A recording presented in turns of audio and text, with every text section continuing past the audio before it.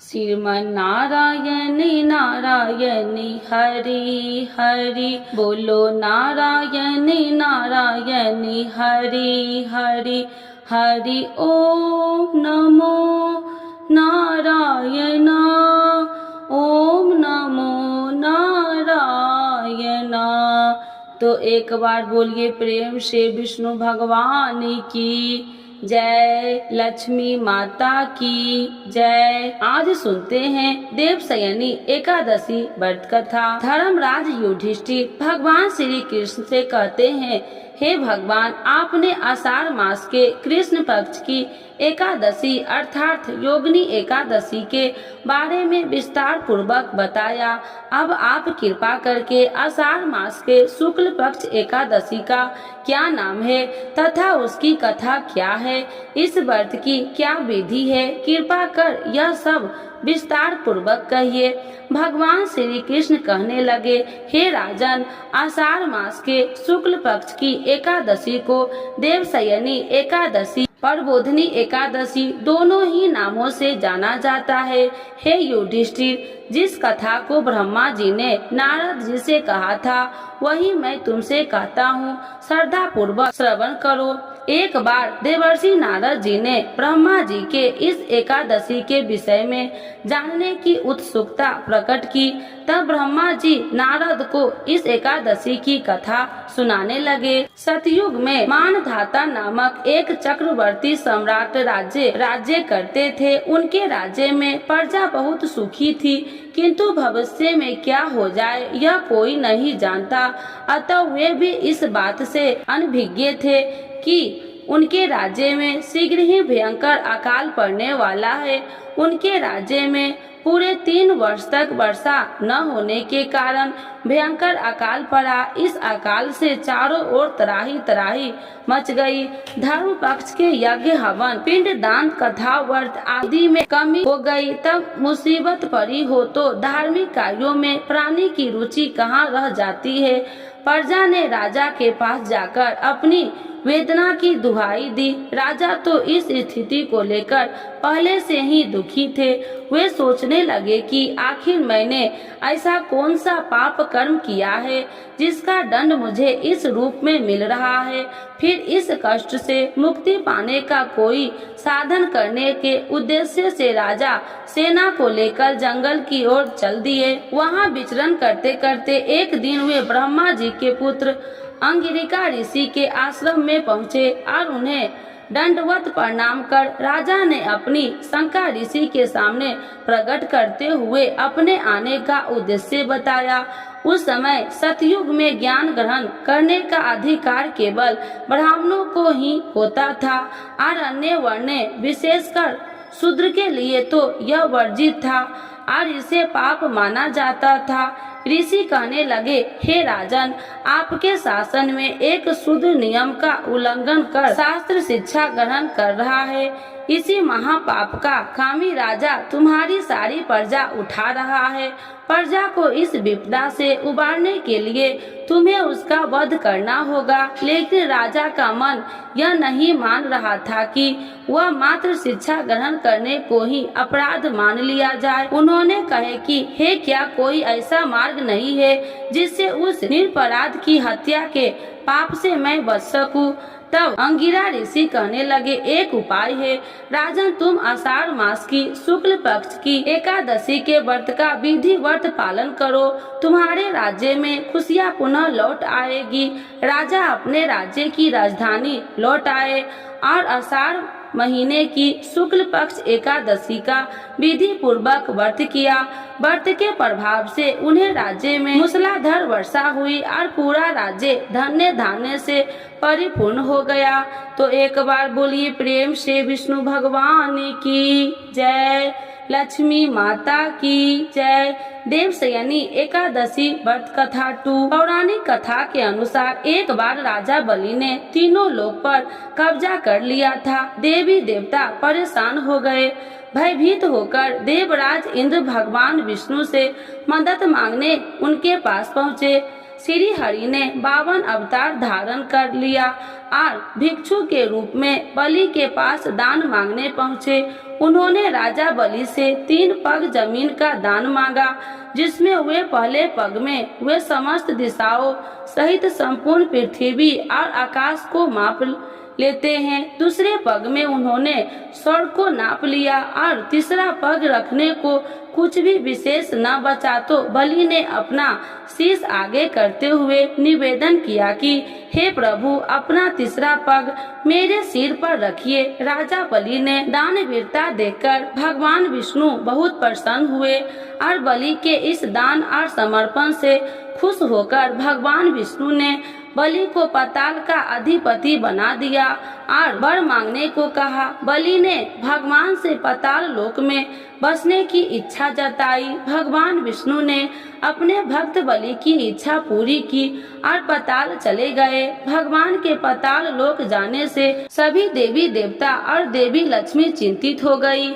अपने पति को वापस लाने के लिए माँ लक्ष्मी ने गरीब स्त्री का रूप धारण कर राजा बलि के पास पहुंच गए।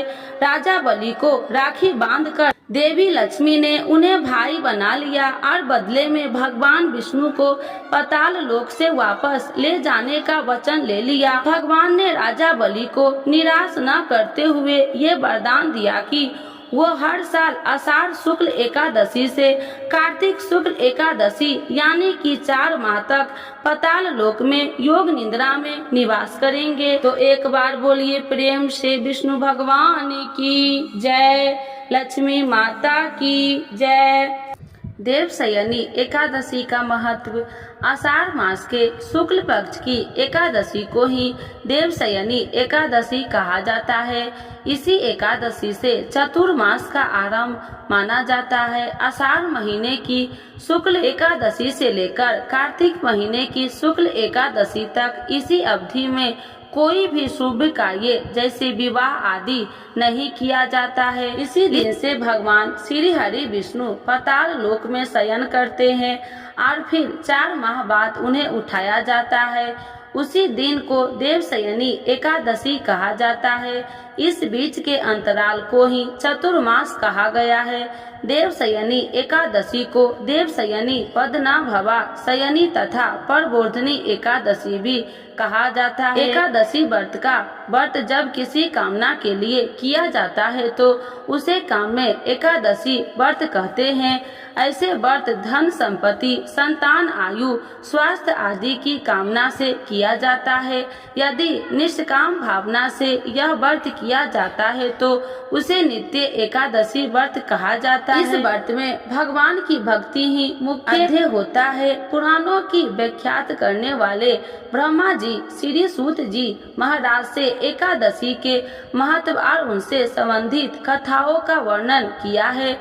उनके अनुसार इंद्रियों नियम यानी संयम करना आवश्यक होता है, इसीलिए इसे नियम भी कहते हैं। एकादशी व्रत के नियम पूर्वक बुद्धि निर्मल होने लगती है, विचारों में स्वत गुणों का आगमन होने लगता है, विवेक शक्ति आती है तथा सत असत का निर्णय स्वतः ही होने लगता है। देवशयनी एकादशी पूजन की सामग्री।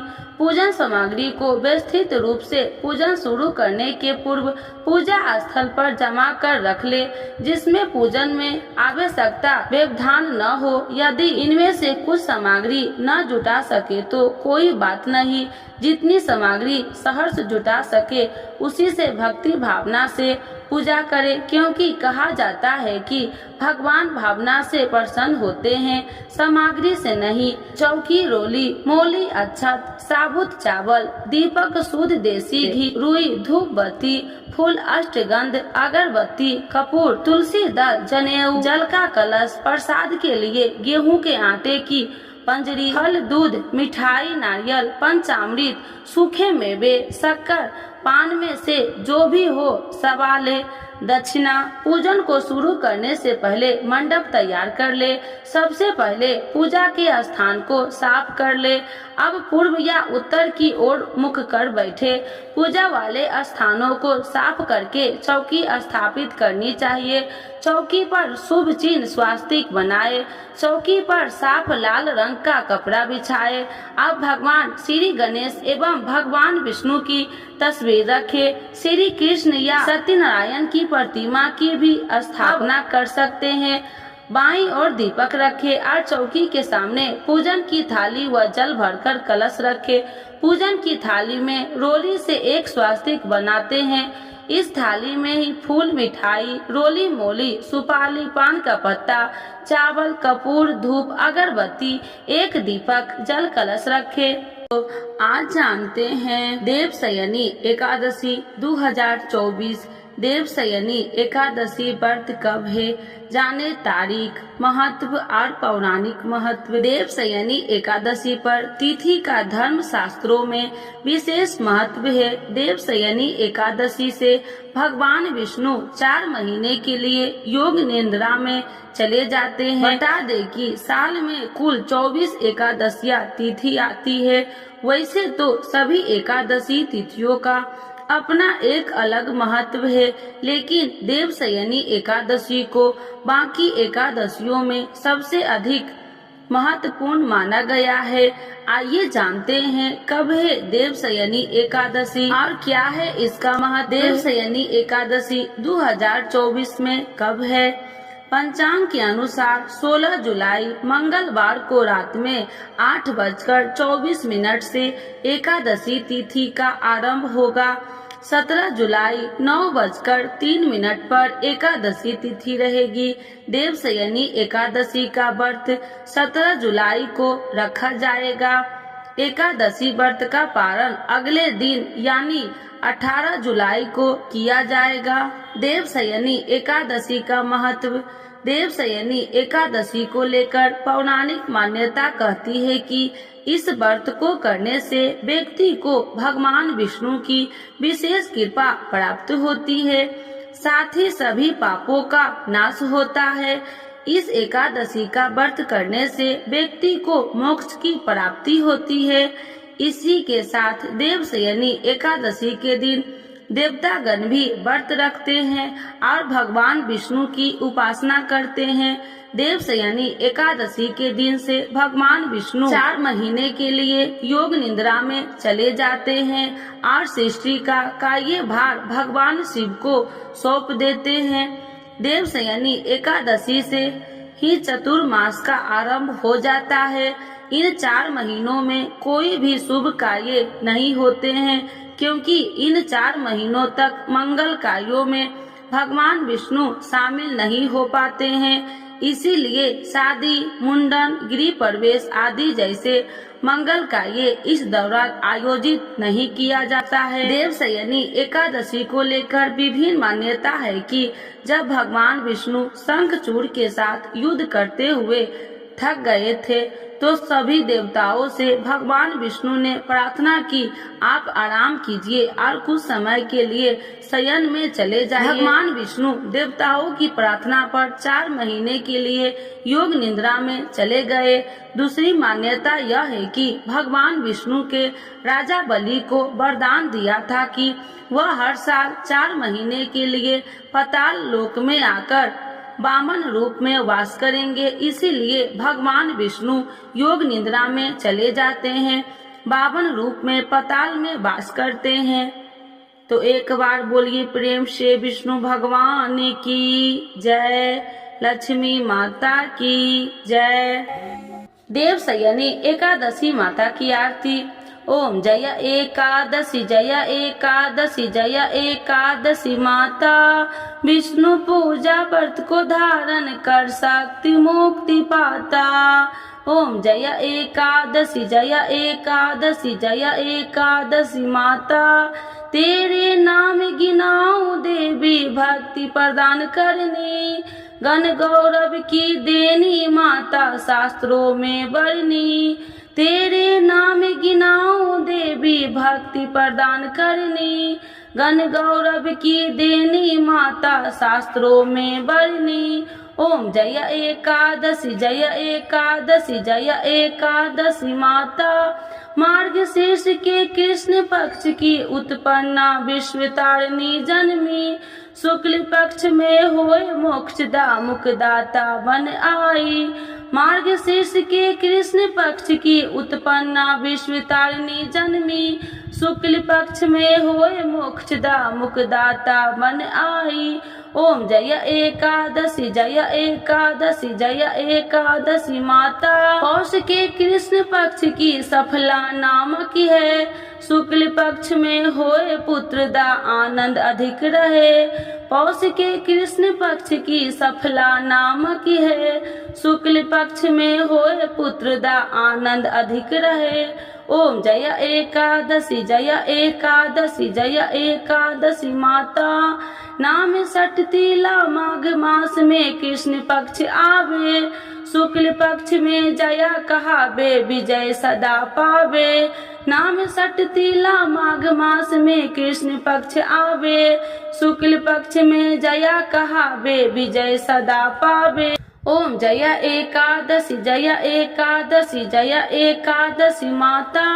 विजया फाल्गुन कृष्ण पक्ष में शुक्ला आम्ल की। पाप मोचनी कृष्ण पक्ष में चैत्र महाबली की। विजया फाल्गुन कृष्ण पक्ष में शुक्ला आम्ल की। पाप मोचनी कृष्ण पक्ष में चैत्र महाबली की। ओम जय एकादशी जय एकादशी जय एकादशी माता। चैत्र शुक्ल में नाम कामदा धन देने वाली। नाम बरुथनी कृष्ण पक्ष में वैशाख माह वाली। चैत्र शुक्ल में नाम कामदा धन देने वाली। नाम बरुथनी कृष्ण पक्ष में वैशाख माह वाली। ओम जय एकादशी जय एकादशी जय एकादशी माता। शुक्ल पक्ष में होए मोहिनी अपरा ज्येष्ठ कृष्ण पक्षी। नाम निर्जला सब सुख करनी शुक्ल पक्ष रखी। शुक्ल पक्ष में होए मोहिनी अपरा ज्येष्ठ कृष्ण पक्षी। नाम निर्जला सब सुख करनी शुक्ल पक्ष रखी। ओम जय एकादशी जय एकादशी जय एकादशी माता। योगिनी नाम आषाढ़ मास में जाने कृष्ण पक्ष करनी। देव शयनी नाम कहावे शुक्ल पक्ष धरनी। योगिनी नाम आषाढ़ मास में जाने कृष्ण पक्ष करनी। देव शयनी नाम कहावे शुक्ल पक्ष धरनी। ओम जय एकादशी जय एकादशी जय एकादशी माता। कामिका श्रावण मास में आवे कृष्ण पक्ष कहिए। श्रावण शुक्ला होए पवित्रता आनंद से रहिए। कामिका श्रावण मास में आवे कृष्ण पक्ष कहिए। श्रावण शुक्ला होए पवित्रता आनंद से रहिए। ओम जय एकादशी जय एकादशी जय एकादशी माता। आजा भाद्रपद कृष्ण पक्ष की परवर्तिनी शुक्ला। इंद्र आसीन कृष्ण पक्ष में व्रत से भव सागर निकला। आजा भाद्रपद कृष्ण पक्ष की परवर्तिनी शुक्ला। इंद्रा आसीन कृष्ण पक्ष में व्रत से भव सागर निकला। ओम जय एकादशी जय एकादशी जय एकादशी माता। पाप कुशाहे शुक्ल पक्ष में आप हरनहारी। रमा मास कार्तिक में आवे सुखदायक भारी। पाप कुशाहे शुक्ल पक्ष में आप हरनहारी। रमा मास कार्तिक में आवे सुखदायक भारी। ओम जय एकादशी जय एकादशी जय एकादशी माता। देवी उठानी शुक्ल पक्ष की दुख नाशक मैया। पावन मास में करू विनती पार करो नैया। देवी उठानी शुक्ल पक्ष की दुख नाशक मैया। पावन मास में करू विनती पार करो नैया। ओम जय एकादशी जय एकादशी जय एकादशी माता। परमा कृष्ण पक्ष में होती जन मंगल करनी। शुक्ल मास में होए पर्दिनी दुखी दरिद्र हरनी। परमा कृष्ण पक्ष में होती जन मंगल करनी। शुक्ल मास में होए पर्दनी दुखी दरिद्र हरनी। ओम जय एकादशी जय एकादशी जय एकादशी माता। जो कोई आरती एकादशी की भक्ति सहित गावे जन गुरुदेवता स्वर्ग का वास निश्चय वह पावे। जो कोई आरती एकादशी की भक्ति सहित गावे जन गुरुदेवता स्वर्ग का वास निश्चय वह पावे। ओम जय एकादशी जय एकादशी जय एकादशी माता। विष्णु पूजा व्रत को धारण कर शक्ति मुक्ति पाता, शक्ति मुक्ति पाता। तो एक बार बोलिए प्रेम से विष्णु भगवान की जय, लक्ष्मी माता की जय, देवशयनी एकादशी माता की जय।